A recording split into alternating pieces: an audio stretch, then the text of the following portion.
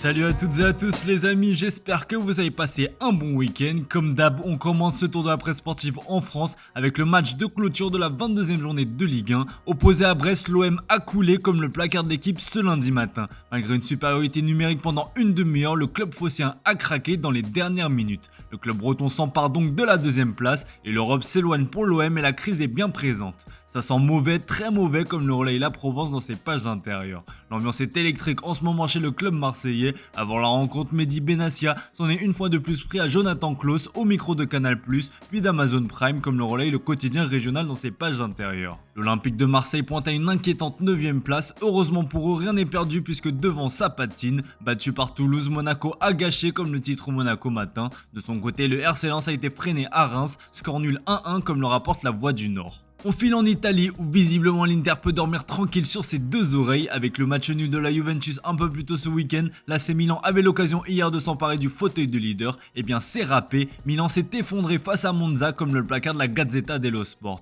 Lors de défaite sur le score de 4-2, les coéquipiers d'Olivier Giroud, buteur, ont cédé à la fin des demi-temps. Alors que les deux équipes se dirigeaient vers un match nul, Monza frappait par deux fois dans le temps additionnel. Max remercie Galliani, s'amuse le Corriere dello Sport. Pour rappel, le dirigeant italien était le fidèle bras droit de Berlusconi et l'ancien vice-président de l'AC Milan. Il est désormais administrateur délégué de l'AC Monza. Invaincu depuis le 10 janvier dernier, l'AC Milan met donc fin à sa belle série et s'incline dans ce derby lombard et reste bloqué à la 3ème place du championnat. En Allemagne, le Bayer Leverkusen a désormais un confortable matelas d'avance sur le Bayern Munich. Pendant que le leader de Bundesliga chasse les records prestigieux, le club bavarois s'enfonce dans une crise sans précédent et ça n'est pas près de s'arranger avec la nouvelle défaite 3-2 face à Bochum hier. Désormais, 8 points séparent la bande à Xabi Alonso de celle de Thomas Tuchel et le quotidien Bild n'y va pas par 4 chemins ce lundi matin en se demandant si Tuchel va-t-il être viré. La réponse est a priori non pour le moment. Si Thomas Tuchel sera aux commandes la semaine prochaine, bien sûr, a expliqué Jan Christian Dreesen. Le tacticien allemand garde donc la confiance de sa direction pour le moment, bien que le club est en situation de naufrage comme le rapporte Marca dans ses pages intérieures. Le média Kicker écrit un édito sur son site et se demande comment et combien de temps Tuchel peut-il encore tenir. Pour rappel, à la même période et avec des résultats bien meilleurs, Julian Nagelsmann avait été remercié la saison dernière. Déjà éliminé en Coupe d'Allemagne, le Recordmeister est donc largement distancé en championnat et en Ligue des Champions, le club a été battu 1-0 à l'aller par la Lazio.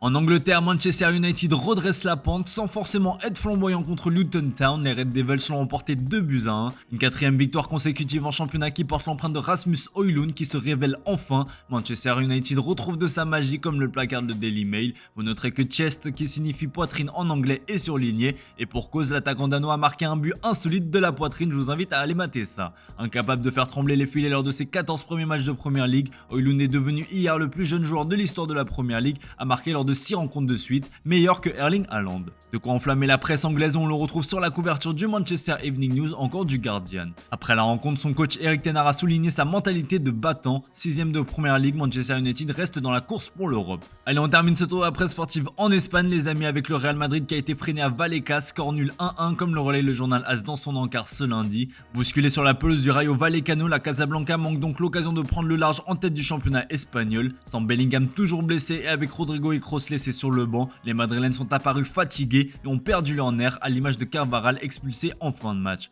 Girona va avoir l'occasion de revenir en cas de victoire ce soir sur la pelouse de Bilbao. Rien n'est encore joué pour le titre comme le rappelle le Mundo Deportivo. Il reste 13 matchs à jouer et encore 39 points à prendre, rappelle le quotidien catalan. À Madrid, la semaine a été particulièrement agitée entre un match remporté difficilement à Leipzig en Ligue des Champions et l'annonce de la venue de Kylian Mbappé au vestiaire merengue par Florentino Pérez. Une affaire qui est d'ailleurs classée puisque d'après Marca, le Français a même déjà signé son contrat avec le Real Madrid. Le média ne précise pas vraiment quand, mais laisse entendre que le joueur a posé sa signature sur les documents dans les premiers jours du mois de février, paraphant un contrat de 5 ans. Concernant les chiffres, Mbappé sera le joueur le mieux payé de l'équipe certes, mais il touchera entre 15 et 20 millions d'euros net annuels plus bonus, ce qui n'explosera pas la grille salariale des merengues. Concernant la prime à la signature, elle pourrait se situer autour des 50 millions d'euros net.